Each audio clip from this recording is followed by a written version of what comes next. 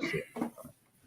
Welcome back to another off-centered episode. Week out from the National Sports Card Collectors Convention. We will all be there.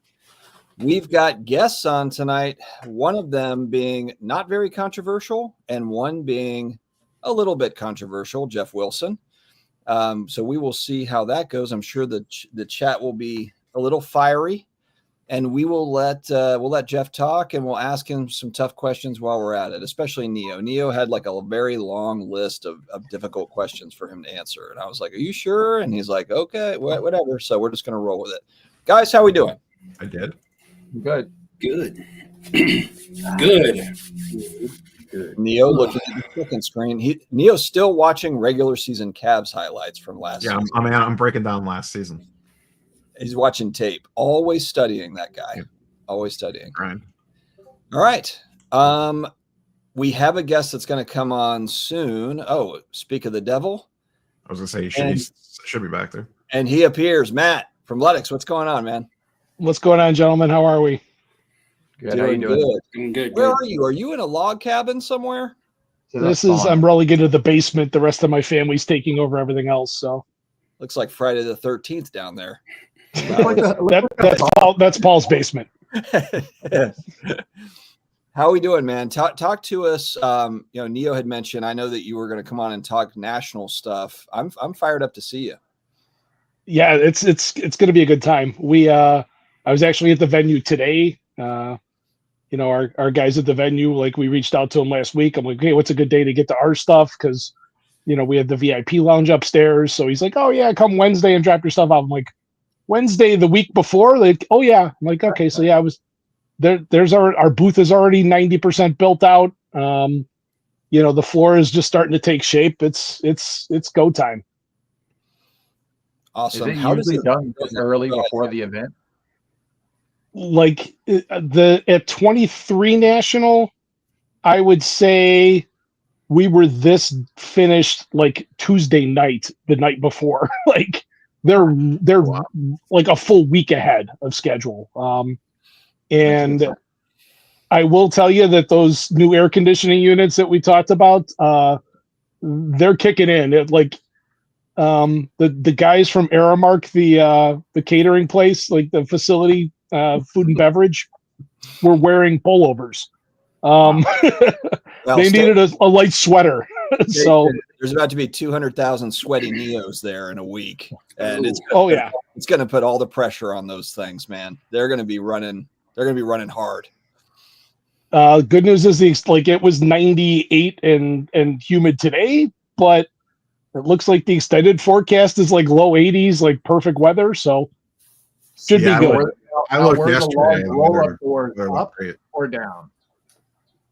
What's up, Mike? Were the roll-up doors open? The roll-up doors were all open today because they were moving a lot of freight in.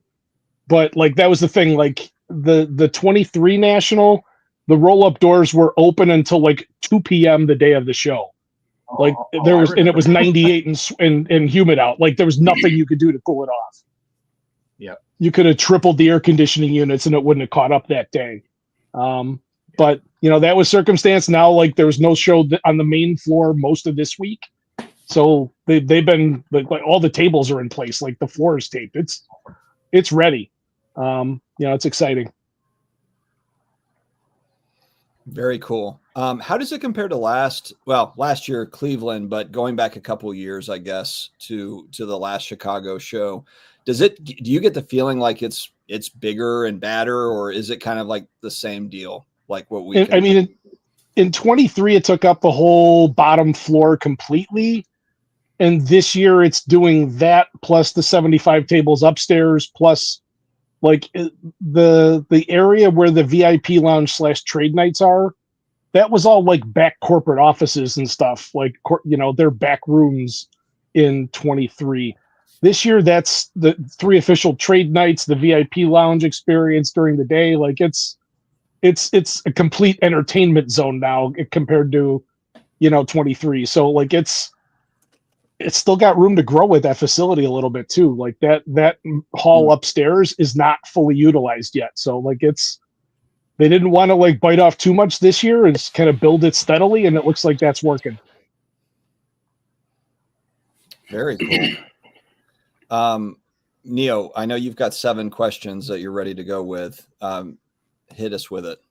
If you want to pull up I did a screen share. Oh, did you? Yeah, I put it in the private chat. You just didn't see it. Oh, I was going to show off his fancy map. Private chat. Where is it though? How come I can't see this? Oh, there it is. There it is. We got it. Don't panic, everybody. We got it. There we go. Right. If not, we were going through my phone. So it's actually it's actually different on the map versus the desktop as well. There's enhanced features on through the Ludex app, which we host the app on. So what do you get on the app versus the desktop? The app, so on the desktop there, you see the little stars next to the dealers. On the desktop, it really doesn't do anything. On the app, because you're not logged into anything on that, so we can't save it to your profile. But that allows you to star dealers and star corporates or whatever it is that you want to hit. And then once you star them as a favorite, it'll open up. You'll have a little notes section. You can write notes, whatever it is, and have that saved to your. It'll star on that map, like the dealer, whatever dealer you want. Boom, it'll highlight them. Now let me just there. I can't really see that. Let me quickly point out on the map. You see the giant PSA stand. That is the Geoff Wilson Repack part of the PSA stand. So there will be the much bigger part, of course. Yes. Yeah, exactly. That's great. That's a grading one. The large one is the Geoff Wilson Repack one. He'll be on to talk about that. The smaller one, of course, will be the grading station. Poking the bear. If you favorite something, does it highlight the table on the map by chance? Do you know? It will highlight the table on the map, and then it will put it first in your list of on that instead of alphabetical order. It'll bang it out like your favorites go first, and then alphabetical order. So I already starred the Poke Bowl because I wanted to make sure I knew where to get my food every day. Yeah, that's a good spot. Yeah, so it's like we got the food and bev layout this week, and instead of being able to put icons for everything, we just changed the title to what the food is. So yeah, that's awesome because it lets me know exactly where to go for what I'm looking for versus you have to walk around and just figure it out in the past. I really enjoy that. Yeah, that's pretty cool. And a big change this year, and it's something that I myself pushed for when I found out it existed. And they originally did it for vendors at this venue, is Aramark, the food and bev company that runs that facility, allows dealers to order food to their booths, right? So they'll deliver it right to, this is a booth 627 if you're a dealer. Nice. We got them to co-opt that a little bit and have a pickup table in the VIP area. So anybody with VIP access to the VIP area can order their lunch via QR code to Aramark and get a text message when it's ready and pick it up and eat it up there. So Neo, if you want to scroll over to the right there, to where the upstairs is. It's weird because I'm doing it on 2 different screens. And then zoom in to the left of there where it says VIP check-in. Next to that is VIP mobile order pickup. That's a new feature this year. That's the Aramark's never done it to the public before. So we're like, okay, they were a little nervous about opening up to everybody. So we're like, okay, we'll know the number of VIP tickets. How about you open it up to them? They were willing to give it a shot. So I think that just makes your show more efficient, right? Instead of waiting in line 45 minutes for your tacos, put in the order, go shopping, you get a buzz when it's ready, go pick up them, eat them. Like, it's awesome. It's a good new feature this year. Matt, are they changing? So say what you will about Cleveland, but I really like that there was a lot of seating in Cleveland. And I know Chicago, when I think about Rosemont, I always think about just like sitting on the ground, with a drink or a hot dog or something, like, have they opened that up at all to where and look, I know there's going to be a zillion people there, so it's not like there's going to be a bunch of open seating, but is there anything added this year that you know of? Not a ton that I've seen yet. Obviously this year, if you have VIP access, there'll be plenty of seats because that's the lounge, that's the multi-purpose room for both trade nights, everything else. They'll have plenty of room there. So if you're able to get up there, take advantage of it. It's not. I don't think it's a game time decision of whether it's going to be open to 5-day pass holders this year. They're trying to stagger that, and if there's room eventually, they'll check it out the first couple of days. They could have access to that, but that's where most of the seating is. You can see there at the bottom of the screen, there's the 75 new dealers that are upstairs. They're kind of junior tables. They're a little bit smaller. They're not a full booth that everybody gets, but this is burning through the wait list and getting new dealers in, which was a big complaint the last couple of years, especially Cleveland, where the floor space went down 30% year over year. They had to cut dealers, let alone go through new dealers. This year, it's kind of went back to where it was in 23 and expanded. So, do we know how many dealer tables it is now? In total, not I could figure it out by looking at my spreadsheet, but I don't have that in front of me. That's fine. Yeah, later in the stream, I might chat it to you via Discord and give you that number. The trade night area. So, is this on par with how big downstairs in Cleveland was last year? Is it bigger, about the same size, smaller? So the production is going to be both inside the ballrooms and in that foyer area, the whole thing. Okay, so that's not here. Damn. So anything above that walkway. So that's the walkway that you get to the hotel garage and stuff like that, and the other way to the Hyatt. Everything to the north of that is the trade night area. So there's going to be, I was just up there today, and I want to say there were 10 or 15 brands represented up there. There's going to be a lot of activations and other stuff that's going to be announced. Additional perks for VIPs. That's not we had to wait to see if the brands were able to deliver on those perks, that kind of stuff. And if they are, then it's going to be the VIP ticket is going to be a massive value this year. if these things that I'm hearing come to fruition. Are you able to share kind of some example companies that are is Fanatics throwing on something, or is there, specific companies you can name, or you can't really talk about it yet? There's a couple graders up there, that kind of thing, that they might be able to offer enhanced services. So that's fingers crossed on those. That shall remain nameless, of course. eBay's going to have a big presence up there during trade nights. They're going to have, basically a booth in the middle of that room. There's going to be a stage going all day long during VIP hours, with random breaks and giveaways and all kinds of fun stuff. And then there's a lot of fun stuff planned for trade nights on that stage. And so Barstool Chicago has a group of guys that are confirmed for Thursday night to kind of it's a big swath of guys, and there's quite a few of them that are into cards. Some are more into mem, some are each one has their own little collecting story, but they're going to be participating in a big way. Paul in our group sent me a message saying that they hired Bobby Hebert's son, who's really popular in New Orleans. And I guess they at Barstool Chicago hired him recently or something. So I think he's going to be there. Yeah, he's one of the guys that I got. They weren't on the original confirmation list I saw, but afterwards I was like, oh yeah, T-Bob Hebert is going to be here. Of course, his name is T-Bob, being from Louisiana, right? Yeah. He was a college ball player himself, I think. He's a pretty good lineman. But that's going on. Another thing with the map, if you want to zoom in, and this is a feature that we kind of ran in Cleveland, but not a whole lot of people knew about it. Scroll. Do me a favor, in that little search bar, search postnet. Click on that, and it'll show where it's at. It's over by the TriStar area, right? Oh, I remember these that guys is. Yeah, those guys, it was like a surprise hit of a table.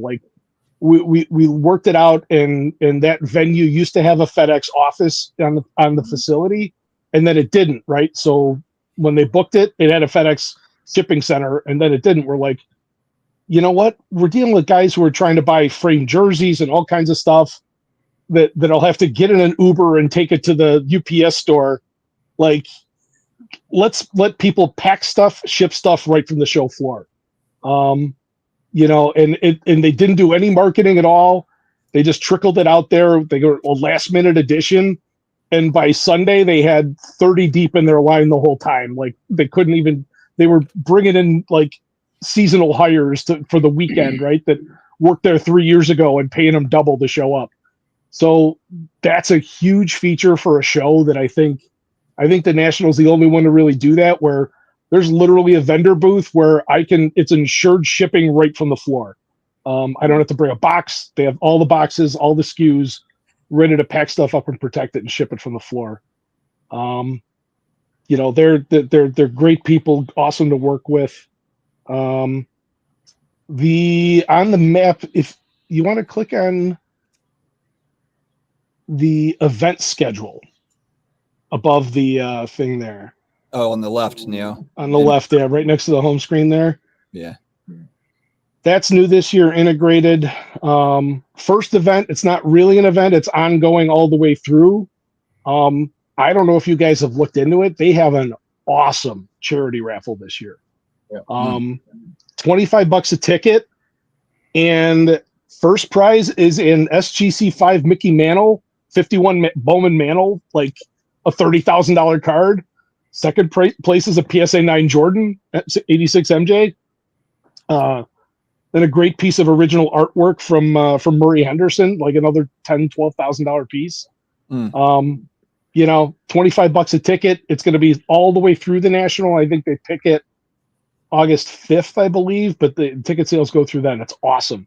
I wanted to hit on that. Postnet, the VIP pass, holders ordering food. As other events maybe pop up, or maybe brands are doing specific things, would any of that be added to this? A ton of stuff's going to be added on the fly. Like, okay. I think, unfortunately, I'm the point man for all that. So all the brands that will be reaching out, like, hey, we're going to have so-and-so at our booth at this time. Like, cool, I'll get it in there. Hey, we're going to, like, all that kind of stuff. Yeah. That's a great spot to see everything. All that will be integrated. Like, if you have, like, not everybody's going to be walking around with a PC at their phone, download the LUTX app.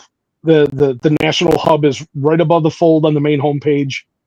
All this stuff will all be in there, plus additional features. It's a great way to experience the show in a very collector-focused way. With this app. And I mean, I'm going to pretty much use it the whole time. Actually, may also print out this on paper, just because sometimes paper is just easier to look at. But the app itself, going in and being able to star things, because I've already starred probably about 15 different things on my app. Events is going to be huge for me because I like events. I like different, giveaways and prize drawings or whatever it may be that something's doing. I have a tendency to get there and then realize something's happening on day 2 when it would have been more beneficial for me to know about on day 1. And I think it's also bad marketing by some of these other companies. But because right now I can't find much of anything going on. What companies are doing. Are they giving something away on a day? I have no idea what they're doing. Most of them are pretty cryptic right until the week of. Actually, if you want to scroll down there in the lower section and click on the LUTX booth, is that turquoise one there? Right in the middle. Okay, that one we're going to be giving away like $15,000 worth of hobby boxes throughout the week. That's fantastic. Yeah. Multiple raffles a day, that kind of stuff. Like, that's going to be like, that kind of stuff is like, it's iffy whether I put that in the event schedule. That'll be in the marketing. It'll be in all our socials, that kind of stuff. But those are kind of things like, if it's significant enough with an athlete appearance, if there's a specific time for something, there's going to be a bunch of that kind of stuff in that event schedule. That's going to be changing constantly. It's going to be changing all week. I mean, it's kind of an underrated part of the National is for $25-$30 a regular ticket or whatever, even if you're buying VIP. I mean, the amount of swag and giveaways and all the things the companies are doing, you can pretty easily, I think, Ham, you probably make all your money back in the first day with all the different things that you pick up. Yeah. I mean, my biggest thing was always, only take 1 or 2 shirts to the National. And when you get there, go hit the people that are giving away shirts. And you just basically wear cool Ham cool doesn't even sports pack bag. clothes. Correct. I mean, somebody's not giving away shorts and shoes yet, but I can get shirts. Yet. Yeah, I said yet. Ooh, yeah, 3D printed made to order shoes. That's the next booth of the I mean, National. somebody's trying to promote a product. Why not? I like to put that stuff out there. It's fun. It gives somebody something else to go and chase and do at the show. I mean, there's a billion cards to look at, but you can only hit one table at a time. But if I know that, for instance, Zion has usually given away the mags. In the past, they've given away one mag to a person every day, and they'll do 100 mags for the first 100 people. And they usually give outside of that even more. So that's something interesting. Somebody gets to get introduced to a product, maybe go grab a product that they usually like. They're already in the National. It's kind of part of being at that event. It makes you feel like you're getting something extra during the event. And it also makes people sometimes wish that they would have went because they didn't know about something. Even as little as that, it sounds weird, but like what you said, y'all are giving away hobby boxes. You said you're doing it in a raffle style. So how many people are going to want to go there and do that? I don't know if it'll be limited to X amount of people, but that's a huge promotion. Yeah, thank you. And another thing too is friend and Ludex investor Brian Urlacher is going to be at our booth on Thursday, giving away a little bit amount of autograph cards, awesome. photo ops as time permits. We'll nail down the time. Once again, that'll be in the event schedule. As soon as we hammer down the exact time, that kind of stuff, all that'll be in there. So it's going to be a great hub to kind of keep an idea, keep a pulse on what's going on, and different, like, there might be stuff that they don't know yet. Like, I know for instance, there's a brand that just got added to, the corporate section, literally yesterday, and they might have a big superstar come through. Like, I don't know that, but keep an eye on that event schedule. You'll know. It seems like just glancing at it, this part of the show floor seems pretty similar to 2023. Is that the vibe that you've gotten walking it so far? In general, yeah. Like, there's, like, in the middle hall is a little taller. They might rearrange some stuff next year potentially. It depends on corporate demand, that kind of stuff. But the thing is, walking the floor just even before anything's set up and it's just laid out and ready to get built. There's probably double the amount of food vendors there from Aramark. They're really throwing a lot of free socks. They're really throwing a lot of resources at that. They're going to be ready for bear. The question earlier about zones and stuff for trade nights. Yeah. And in general, I guess, are you seeing, trade night? Yes. But also just, have you seen that they're organizing, sections? This is vintage. This is more modern, or I know a lot of dealers have a mix of this stuff, but have you seen anything like that? Last year they did a couple of groups that had like niches to kind of get a section of trade night. I believe it's going to continue this year. As I hear what groups are going where, that's something that will go in the event schedule. There was a wrestling group that was awesome. They had some unbelievable wrestling cards last year in Cleveland. And they reached out ahead of time and had a few reserved tables where their guys got there right away, set up, had all their awesome stuff out there, and people were like, that's the thing. It's not just like, you have to be in that group to get in that section. They just got a reserved section for a very unique niche in the hobby to be able to show it off. And it was very, very popular. So I believe that's continuing, but everything will be in the event schedule. As I hear a date, time, and a place, it's going in there.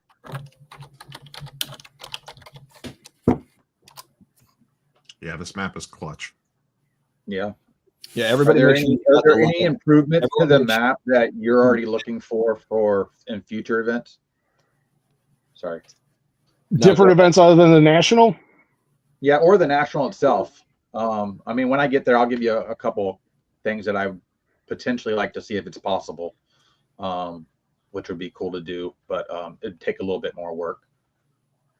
Yeah, for sure. We're always looking to evolve it. it made a big leap year over year. There was one last year, but the internet didn't exactly cooperate in most zones in Cleveland. I was on the Wi-Fi today there. Now, granted, it was just me and a bunch of tradesmen, but it wasn't so. It was really, really good. I mean, if they can improve the AC and the Wi-Fi there, that'll drastically improve this event at this location. I mean, that was the two complaints everybody had after 23 were those two things. And if you looked at if you followed Neo's channel in the last couple of weeks, that's two big improvements they threw at it, which, I mean, that's pretty clutch. Well, hopefully they have those AC guys on hand just in case the new equipment goes down. They do have big shows there that other than the National, believe it or not. And, especially if it's not 100 and muggy out, it'll be a meat locker in there. I work in facilities and maintenance, and I know how stuff can just sometimes happen. Awesome. Yeah. If you guys have any other questions, whatever it is, let me know. But I know everybody's waiting to see that handsome gentleman that's coming down after me. Go ahead, yeah. I was just gonna say, if you want to just let people know the best ways to find like what app stores you're on and stuff like that, so people can go track it down. Absolutely. We're on the Play Store and the App Store. Just search Ludex, Ludex. Download it. We got that little X symbol at the end.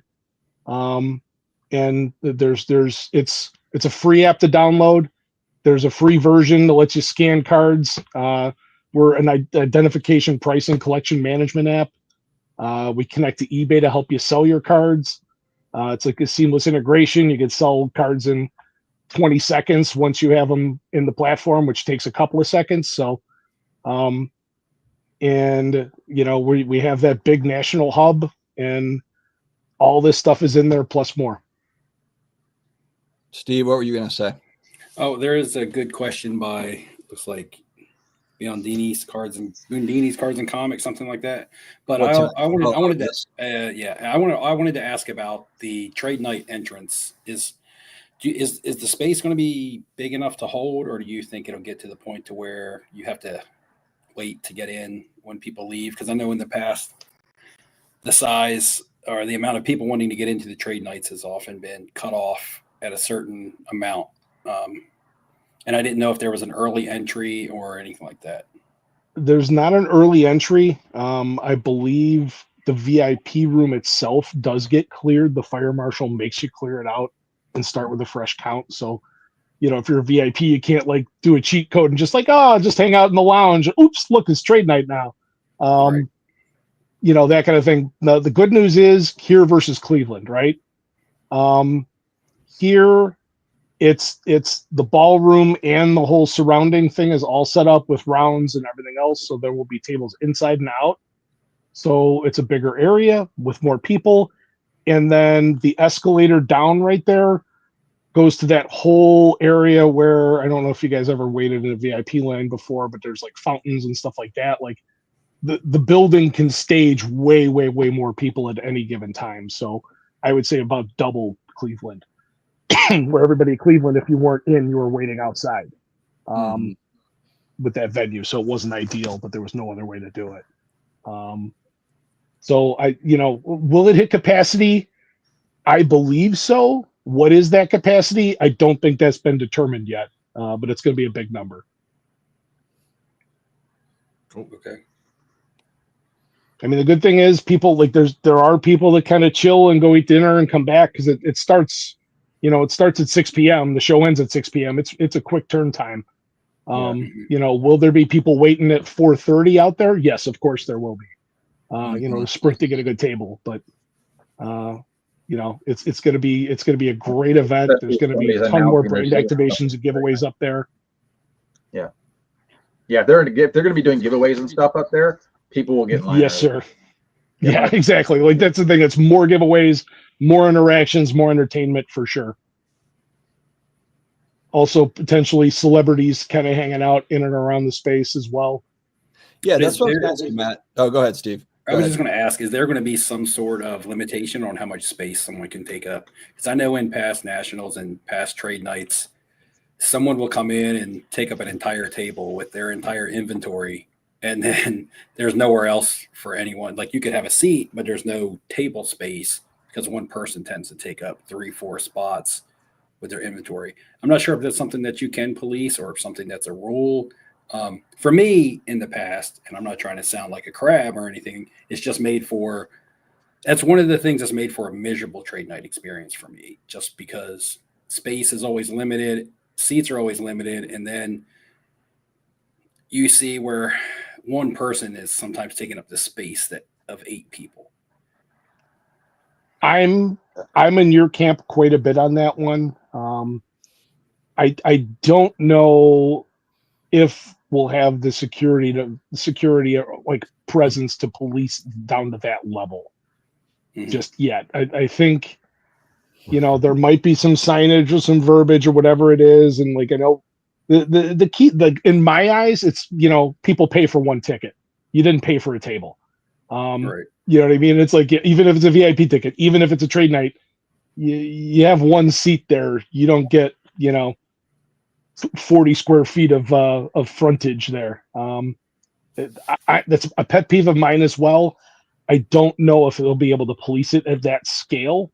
I'll talk to the security guys this week, and if I get an update, I will definitely let you guys know. All right, buddy. Well, Matt, thanks for coming on. I'm excited. I know we're all excited to see you here I can't believe it's a week away, but yeah, we're going to be there before you know it. We do have our next guest on. He is semi-controversial in our hobby. Some people would say he's a little controversial. So Matt, we'll go ahead and see you next week, buddy. Thank you for coming. Tell Geoff I said hi. Absolutely. Everybody download the Ludex app immediately. Yeah. It's all right. Very helpful. All right. See you, buddy. All right. Oh, did I press the wrong button? I sure did. Welcome to the Octagon. Geoff Wilson. What's going on? Jeff out. Hey guys, what's going on? Anything happening today? Anything going on in the hobby today? Well, actually, I have a question right out of the gate. I want to go to your social media post. I wish I was in the meeting because I feel like Teapot pressured you into this. The hobby changes forever, July 23rd. So, of course, attention-grabbing headline on IG.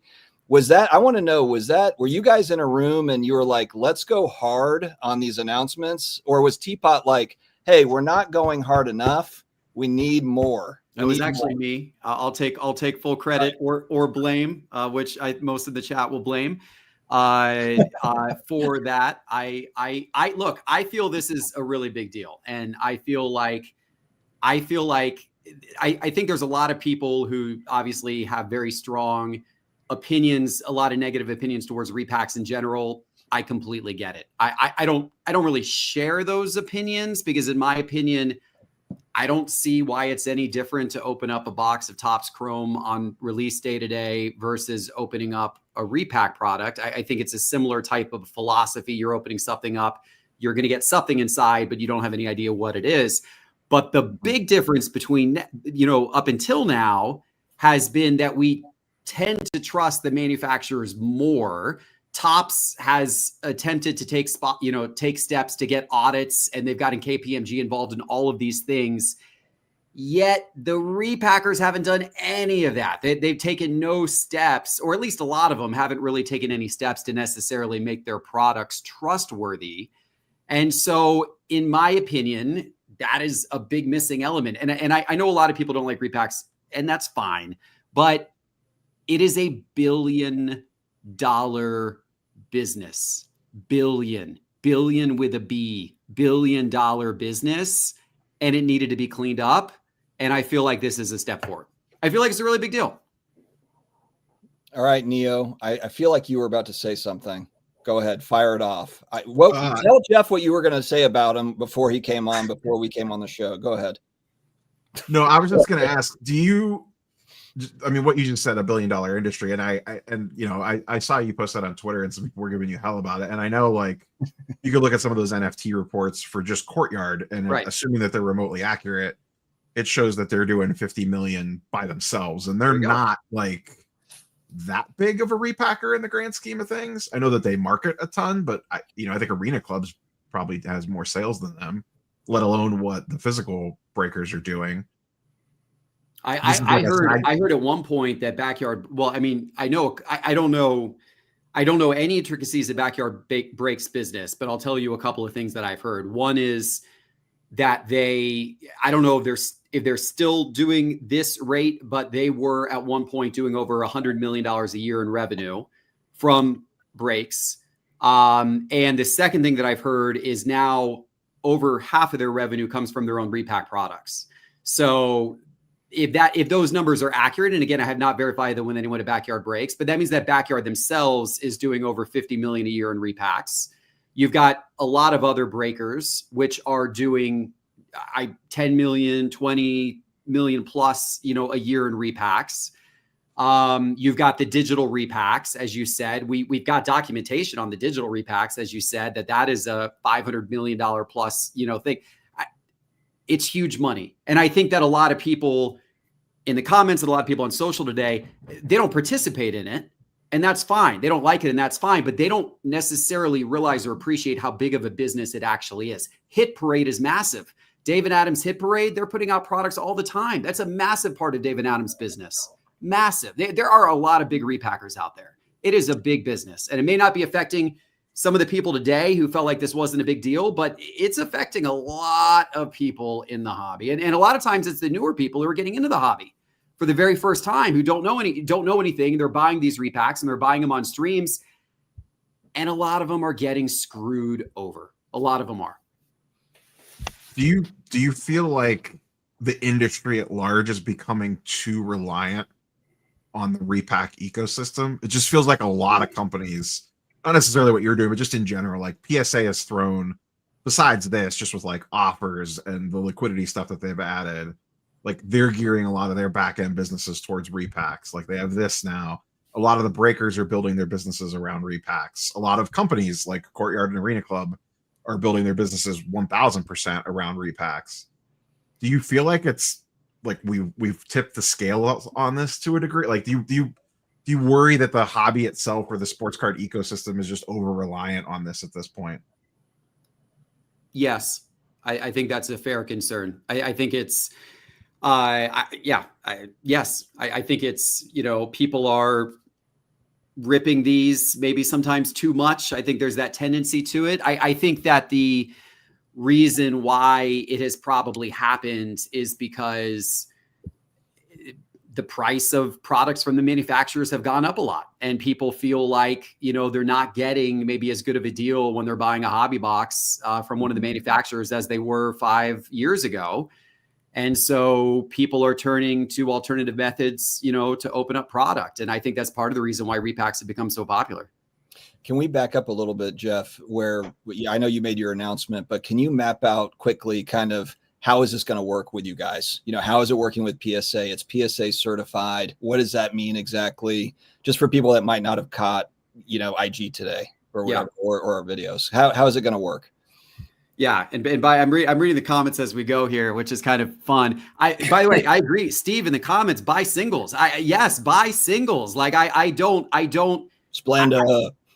I don't think that repack spending should be the like primary form of people spending on the hobby. I don't think that's smart. I say it all the time on my shows, like open up boxes for entertainment purposes. But if you're thinking about investing or building a portfolio or building even a really good collection, go buy singles. It's a better way to go in terms of doing those things. That is true. But it doesn't change the fact that a lot of people love to rip and they like to open up this stuff. Dustin, to answer your question, how it works is Cards HQ is acquiring all of the cards. So PSA is not acquiring the cards. Cards HQ is acquiring the cards. We're acquiring some of the cards through PSA's channels. PSA's got their offers program. PSA's got their eBay store. We're buying some of the cards there. And then we're also buying some of the cards at card shows. And then we're shipping all of the cards to PSA's vault. Obviously, the cards that are already in PSA's ecosystem are just automatically going into the vault. And the cards that we're acquiring, we're shipping to PSA's vault. And then they're all in PSA's vault. And then once we get all the cards that we want for a particular repack series in the vault, we then give PSA the checklist. We say, hey, here's the 432 cards, because that's how big our 4 initial series are. Here's the 432 cards that should go into baseball series 1. And PSA then pulls those 432 cards out of our vault, and then they begin their process of putting them in the packaging. They have all of our packaging. We've shipped all of our packaging to them. So then they put them in all the packaging. They shrink wrap them. They apply a PSA sticker on them, and then they randomize them for the cases. So they shuffle them or whatever, put them in the boxes, put them in the cases, seal the cases, put all the cases on a big pallet, and ship the pallet our way. So they then arrive at Cards HQ. They're all sitting here now in the back of our shop. And when they arrive here, we get a big pallet of cases. We don't have any idea what card is in what box. We don't know what box is in what case. All we know is that they just shipped us 432 boxes, and that's our complete checklist. And so our entire staff is completely blind on what is where. And so that way, when we put them in our showcases in our store, or when we go on our breaks and we start opening these, we can honestly say, we don't know what's where. Everybody has a fair chance. The Grail card could be the very first box opened. It could be the very last box opened. We have no idea. We cannot play any games with this, because we are completely neutral on this. And that's what we're trying to solve for people. Like, just make it a fair product for collectors. If collectors are going to buy repacks anyway, which they are, how do we make it fair for them? And that's what we attempted to do here with PSA. Is the checklist going to be posted online, or is there going to be a place where you can go and see what's happening and what was certified, and, kind of like a registry, I guess, of some kind? It's live right now. It's on our website. So if you go to gradedgrailsrepack.com, you can, in the top menu bar, we have 4 debut series, 2 baseball, 1 football, 1 basketball. You can go to any of the pages for those series in the top menu bar. It shows you every single one of the 432 cards in the checklist. It gives you the odds of hitting any card in the checklist. It's all right there. What's the and I'm sure that this will be fluid, but because comps change so quickly on some of this stuff, like what's your expected turnaround time from, okay, we have a chunk of inventory, we're sending it in off to the vault for PSA to do its thing, versus when you get that physical inventory back to actually sell it? Yeah, so obviously we're trying to minimize that time. When we have set a floor price of approximately 45% of the product cost, right? And which we think is pretty fair. We wanted to set it, like, we were trying to set it at 50%. To be honest, it's if you build a repack product with a 50% floor, then obviously you have to kind of pull the top end cards down to make the whole thing make sense. We're not making a huge profit margin on this. We're making a 15% profit margin. That's our profit margin on this, first debut series of repacks.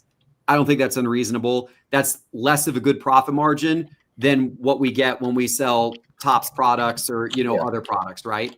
So it's a 15% profit margin. The floor is 45%. Some of the Grails go up to 600% plus. And we try to, but that's the prices as of the time we acquire the card. So, I mean, Rob, to your point, like when we acquire them to when they get into the boxes, that time does matter because cards can go up and down in value. And I saw today on Twitter that there were some people that were taking the time, and God bless them, they were taking the time to go through all 432 cards in our checklist and comp every single one of them out so they could identify the cards that were not worth 45%. And they found a couple. They were like, this one is worth less than 45%. And I'm like, you know what? Hey, you're probably right. It was worth 45% when we bought it 2 months ago. Now it's worth less than 45%. But, but hopefully some have gone in the other direction too, right? So we obviously the quicker we can buy the cards to get them in the boxes, to get them out, the better, because it cuts down on all of that. I think for future series of repacks, it's going to be about 45 days. I think that's probably what's realistic. Because it's going to take us a few weeks to acquire all the cards. We get them to PSA. PSA's turnaround time from when we give them the instructions to pack the repacks to when they actually have them all packed and shipping to us is 10 business days. So basically we need to allow 2 weeks for PSA. So if we can acquire all of the cards in let's say a 3-week window for a new repack series, and then PSA, it takes them 2 weeks to pack it, and then they ship it to us. And so that's kind of about a month and a half of time. This first series, it took a little longer than that because it was obviously our first time doing it. I have a question. If is the long-term plan, it sounds to me, I mean, if that's right, 15% is not a huge margin. Frankly, when I think of repacks, I know there's a lot of folks that are taking a lot more liberties than 15%. Are you looking to really kind of scale that to kind of undercut, if you will, kind of have offer what feels like a better offering there, and then it's certified by PSA? Does that in your mind kind of make it scalable to where you can offer a dozen of these at a time? You can really kind of scale it out, and you can offer better value from what it looks like as far as returns and that sort of thing compared to some of the competitors in the space. As you said, repacks are super popular, and a lot of them don't have a lot of they've got some competition, but they're all doing well. You're coming in here, and it looks like you could be kind of undercutting, and then you add PSA to the mix. What's the long-term thinking?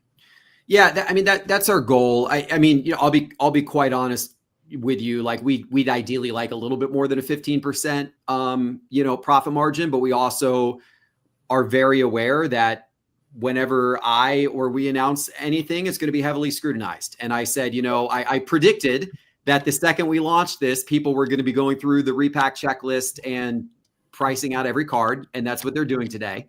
And so I said, we're going to be relatively tight on the profit margin, and we're going to hold there, and we're going to show people a really fair deal. I mean, I'd like to maybe eventually get it to 18% or something of that nature. Right. But yeah, Dustin, for us, we're looking at this as kind of a volume opportunity. We obviously would love to you have more and more repack series in the future, and everything like that, for sure. Is this good news for singles holders? I guess this is what I think about. How are we finding all the, the singles for all this stuff? Because as Tom, I feel like this is a really great question. Yep. From what I know, from what you've said, it's tough to keep singles, it's tough to keep the store. You're always buying to keep the store full. Now you've got, if you start to expand out, you've got the repack product, and you're one store, you'll probably have multiple stores, but how many other stores are trying to do the same thing? How many other repack companies are trying to do the same thing? I'm thinking, is trade night just going to be like a giant line where people are all the repackers going to come to trade night and say hey guys, we need inventory? Is it just going to be lines of people at trade night for the repack companies? It's a very fair question. It's hard for everybody to get the cards. It's hard to do it at scale. Everyone's struggling with it. The digital repacks like Courtyard and Arena Club have built something brilliant into their model. I mean, love it or hate it. You may hate those things and think they're scummy and whatever. And that's, your prerogative. But regardless of how you feel about it, the thing they build into their model, which is smart business, maybe people don't feel it's right, but it's smart business, is they've built these instant buyback offers. So, you open up a Courtyard or Arena Club pack, and they instantly give you a buyback offer immediately after you've opened it. Well, a lot of people take those buyback offers. And so they're actually recycling the same cards. So they don't actually have to acquire nearly as much inventory as you think they do, because they're able to kind of recycle the same cards into their product again without having to go acquire it a second time, because people are taking the buyback offers. So that's actually why a product like Courtyard, you see the numbers they're posting on the blockchain. That's why it's so scalable. Because it's not that they're acquiring $500 million worth of cards per year. It's that they're acquiring $100 million worth of cards per year. And then those cards are being bought and resold 5 times or more, on average. And I don't know that those are the exact numbers. I don't know, but it's something like that, right? It's some percentage of their cards that people are just taking the buyback offer on, and it goes right back into the next pack.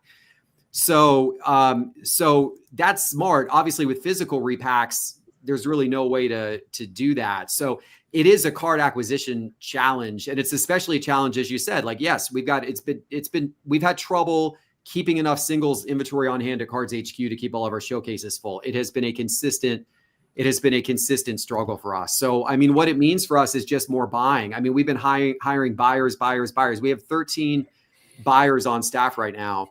And, we are going this year to 58 card shows across the country to buy cards at. We've already been to, 30 something. And then the rest of them are the second half of the year. We'll be at 58 by the time the year's over, buying cards. And that's how we're trying to kind of feed the beast. And the beast is mainly just been Cards HQ up to this point, but now the beast is about to be Cards HQ plus the Repack product.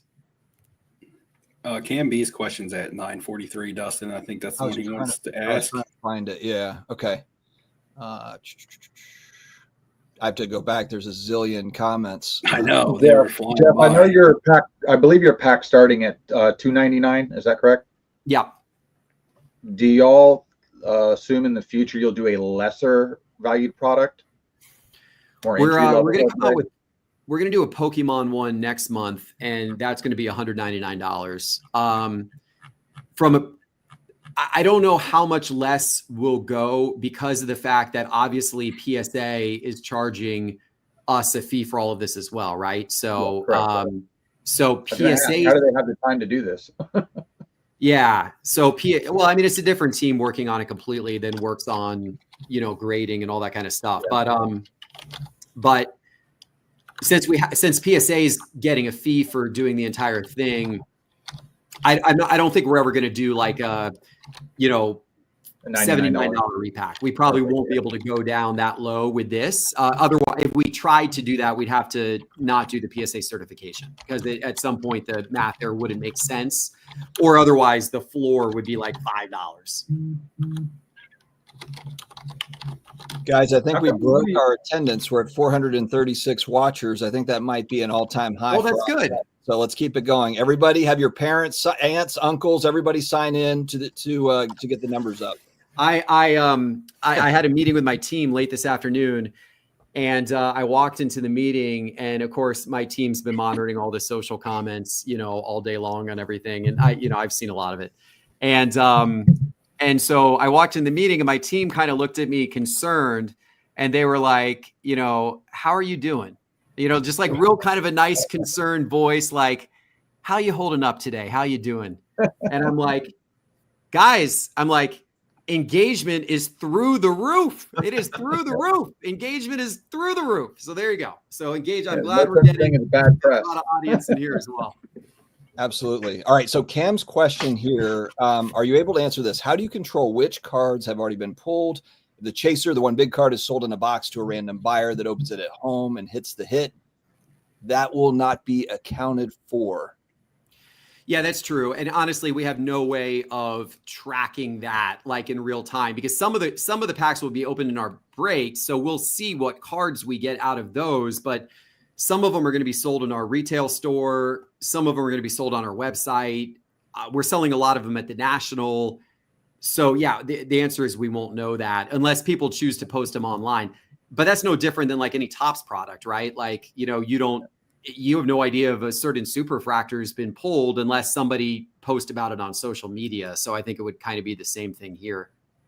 Does the digital repack, does it update in real time, that checklist, like when the digital repacks are open? So that's one benefit, I guess, of a digital repack is that checklist just gets updated so you can see what's going on in real time. That's correct.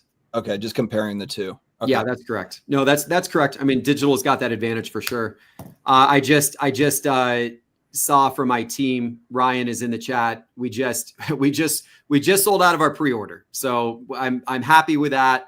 We sold out. We sold a few hundred today that we had put up for pre-order, so that's pretty cool. We had 4 left as of me joining this show, and the last 4 just sold.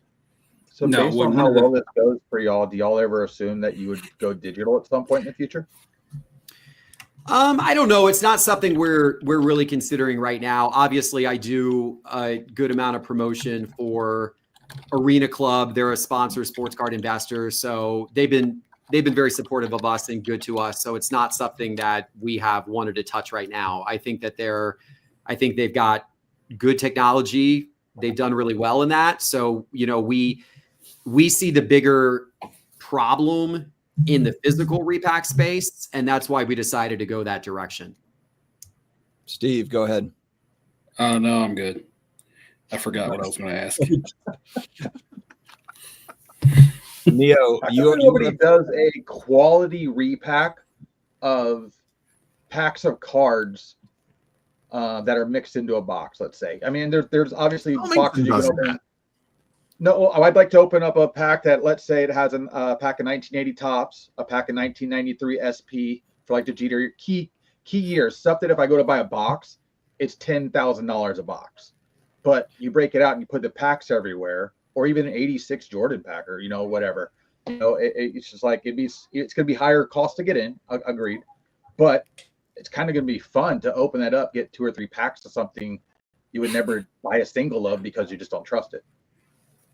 Michael, somebody told me, I actually tossed that idea out to my team when we were kind of in the original planning stage of this. Like, could we do packs, some type of repack of packs? And somebody told me it was illegal. I don't know why it would be illegal, because I don't see how that's any different than like what Topps is doing or, Panini's doing. But somebody told me that a repack of packs was illegal. I didn't question the law, so I don't know. But it's a good question.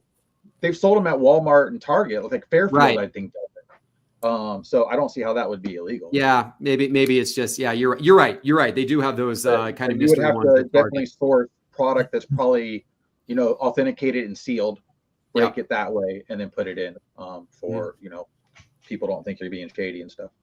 Yep, that's a good suggestion. I appreciate it. What's your opinion? We're pulling up Javon Lawrence's comment here. Thank you for the $5 super chat. The digital repack game, and you actually just kind of nailed it with the fact that you don't have to continue to always, but you can just kind of recycle those cards. And that's kind of nice with a lot of people taking the buyout offer.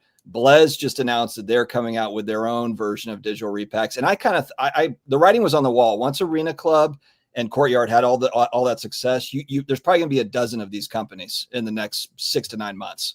What is your take? Is there going to be kind of the Geoff Wilson version of the digital repack or the SCI version at some point? Is that in the plan, or you can't disclose or haven't thought about it? We really have not considered doing anything in the digital repack space at all. Obviously Courtyard and Arena Club are both doing really well with it. I saw that Blez announced, launched his the other day. I haven't played around with it yet. I am guessing you're going to see a lot of digital repack pop up, people start popping these up in the months ahead because everybody sees how much money Courtyard was doing in revenue. And so I think now you're going to get a lot of copycats on that front. It's not something we're looking at all right now. What we did just do, which is totally separate from graded Grails, but I think it's kind of cool, is since we've got the partnership with Arena Club on Sports Card Investor, tomorrow afternoon, Arena Club is dropping a Sports Card Investor curated Arena Club slab pack. And so Teapot Doug and I actually picked all the top cards for it. Everything we picked was pre-2018 investment grade cards. So it's kind of a little different spin on it. Most of those repacks thrive on the downtowns and the kabooms and the rookies and the prospects and all that kind of stuff. And we said, we don't want any of that. We want 1990s, he's got like I forget what, Star Rubies, 1990s, one of the guys. And we have Flair Showcase, row 0, Barry Sanders card in there. We've got some real cool, I've got a really cool Peyton Manning rookie insert. We got some really cool stuff in there. And I could see us doing stuff like that with graded Grails, the physical repack in the future as well. With some of the kind of older, kind of cooler cards that honestly, that kind of stuff from an investment standpoint holds up a lot better over time. Is there kind of like a collector angle to this sort of, the repack thing, whether it's, Robin Yount cards or I don't know. I'm trying to kind of spitball here a little bit to where when I think of repacks, I just think of people that are really just kind of, they're not necessarily even caring kind of which player comes through. It's just like, okay, you buy the $500 repack and hopefully it's a $2,000 card, or, it's not necessarily what you're getting. It's just more about value and then turning that over, which is fine. That's entertainment for people. And there's people that enjoy that. But is there an angle where you could hit, vintage players or, 90s play, Barry Sanders, or, is there kind of a way to structure it where, a Barry Sanders collector would think like, oh, that's actually kind of cool. Maybe I'll take a go at that, and see if I can get, specific player collectors. I would love to do that. I think that's a really cool concept. I really want to do, it wouldn't make sense to do it probably right now, but like, I know the next Olympics is obviously now a ways off, but you guys know I'm like a nut for all the USA basketball stuff. I would love to do like a USA Olympic basketball repack and have like USA basketball cards, which there's a lot of those throughout the years. There's been, Prism does USA basketball, Mosaic, National Treasures, as well as you could go back to like the actual like 1990s Skybox and that kind of stuff. Like I would love to do a repack of all kinds of different USA basketball themed cards and like put that out, at the next Olympics. Maybe there's a World Cup one for next summer or something like that. That's like just players participating in the World Cup. Maybe there's a 90s inserts, was just suggested in the chat by K Killer, like stuff like that. I think could be really cool to do, like niche repacks. And I really hope that that's an area that we can explore. I think it will play in really well to what we're doing with this PSA partnership, to be able to source those cards and then kind of accumulate them over time in the PSA vault, because it might be a slow accumulation for some of that stuff, but we could start accumulating some of that stuff now. And then maybe 3-6 months from now, we've got 100 Barry Sanders cards, and then we can drop a 100-box Barry Sanders specialty graded Grails repack. I think that would be super cool. All right, I'll hit you with a comment here from Stanley Gordon. Okay, so basically what Stanley is getting at is you're more about, I guess what he's saying is you're more about the business venture and the money part as opposed to saving a problem, which I guess he's taking exception to the way that it was marketed as far as saving, kind of repacks or making it better and that sort of a thing. How do you respond to, I guess, a criticism like that? Look, that's fair. That's fine. I get what he's saying, right? Obviously I hype this up. I hype things up sometimes. We got a lot of hype behind this. I get it. Is it a money-making venture? Absolutely. This is a money-making venture. Of course it is. But I also think that oftentimes the best advancement and the best innovation and sometimes the best charitable work, and I'm not saying this is charitable work, but like the best like kind of work for humanity comes from profitable business ventures, but that also have a mission-driven slant to them, right? And I think that's what this is. Yes, this is Graded Grails is a for-profit venture, of course. We're trying to make money off of repacks. But I said this actually goes back to when we first opened up Cards HQ, and in one of our meetings, some members of my team were like, we should have a Cards HQ repack. And I said in that meeting, the only way I'm going to do a Cards HQ repack is if we find a way to make the repack industry better through doing it. And that was kind of what the challenge of this was. So yes, it is a for-profit. Yes, we're going to make money on this, but we are also at the same time going to raise the standard and the bar for the industry and make the industry better and hopefully make people think a little more critically about if these repacks they're buying into are actually fair, and hopefully make repackers feel a little bit of pressure to actually take some steps to, maybe to make their products more transparent and honest. From the PSA angle of this, you guys are just their first customer. This is not like you have exclusive rights to PSA's, feel of freshness guarantee stamp or whatever. You're just the debut customer they could work with whoever they want. And I'm sure they'll probably roll this out to whoever else that they partner with on this stuff. I hope they do. Like that would be bad for my business, because Graded Grails would no longer be unique if there's now, 80 different PSA certified repacks.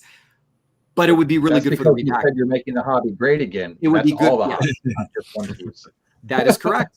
That is absolutely correct, right? And that would be good for the industry overall. So if that happens, I think it is a great thing for the hobby. A great thing. If some of these other big repacks start thinking like, okay, maybe we should go get ours PSA certified, great. We have done a good thing here. Will it ultimately hurt graded Grails? Maybe, but it like that truly is secondary. Like I truly want the repack hobby to be cleared up, as a result of this. And I hope that does start to happen. And I hope PSA is able to do this with a lot of other people. We'll quickly mix in this comment. There is another YouTube channel, the Because I'm Carlos channel, where one of his co-hosts, Eric, went on a long rant about how you were the hobby goat. I made reaction videos to it because it was really easy content. And Zach wants to know, did you ever watch this or hear this or pay attention to Eric? Because I think that Eric would think it's funny. I actually saw your video, Dustin, and that's the one that I saw. I hadn't seen the original comments, but I saw your video, and then I watched your video, and then of course you clipped the original comments in there. All right, Eric. I appreciated what he said. Like I appreciated what he said. Like, sorry, there's a comment at 10:05 I can touch on. All right, where is it, Steve? It's my mods. 10:05. Let me scroll through 400. I think he's asking me. Not many people ask me many questions, but it has something to do with gambling. So, yeah. Okay. So it says, Steve and Geoff, how are repacks different than pool tabs in your professional gambling opinion? So in the state that I'm in, the state of Delaware, all of our gambling is regulated by the lottery. Now, when you compare something like a pool tab, that is not something that's regulated. Those things go on at bingo halls, they go on at fire halls, American Legions, a lot of things that have sovereign law, but they also guarantee you to get something, right? If you walk up to a blackjack table or a roulette wheel and you place your money down there, you have the chance of walking away with zero. You have the chance of winning big, you have a chance of winning a little bit, but you have the chance of walking away with zero. I would compare that more to breaking. If you buy into a break, you have the chance of walking away with zero. Now, in a repack, you have a chance to get something back. Now, you may not fully get the value that you put in. You may get more. You may get the same, but you're not walking away with zero. So that would be one of the differences when I compare it to casino gambling, because if you pull the handle on that slot machine and it doesn't line up for you, right, you're walking away with zero. And I would more so lean towards breaking being bigger when it comes to gambling than, say, even a pool tab or a repack, which is what you were asking about here. So that would be my thought from my casino experience and Delaware gaming experience and lottery laws. But again, that could be different from state to state as well. So that's just how I wanted to touch on that there. Geoff, do you have anything to add to that for Mott's? I mean, I don't see repacks really being any different than opening up a product from a manufacturer. It's the same concept. I mean, even the manufacturers sometimes do buyback products or repack type products, right? So, I mean, to me, in my opinion, it's kind of the same thing. So, I mean, I guess if you want to call, opening up a Blaster, a Panini Prism gambling, then okay, then I guess opening up a repacks gambling. It's I think it's kind of an equivalent thing, right? So, I mean, I think however you choose to look at that is how you're going to choose to categorize it. Texas Rangers wants to know, is Teapot doing okay today? Or is he spiraling with this news and with everything going down? Teapot is great. I'm glad, I told Teapot, like, I'm very happy that if Teapot has kind of built up this image of, being the savvy, wise, intellectual collector within the sports card investor family who I'm the crazy lunatic, hype beast who runs around and says crazy things. And Teapot's like the thoughtful, charismatic, caring, guy. And I'm like, that's cool. Like, that's great. Like, that's fine. We kind of play into that a little bit. And I think it's a good kind of a good yin and yang. Teapot's a thoughtful guy. He's a smart guy.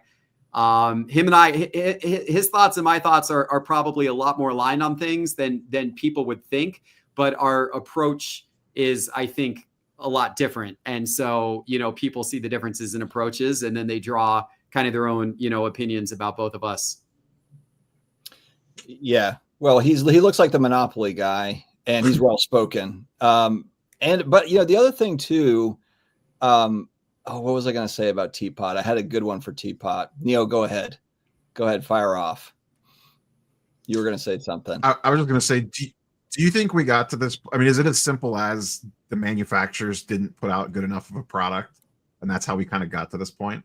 Like, because why else would repacks be super popular? Like, if Panini and Topps and Leaf or whoever else you want to throw in their upper deck was putting out a product that people opened and felt pretty okay about their results after opening it, do you think repacks are where they're at right now?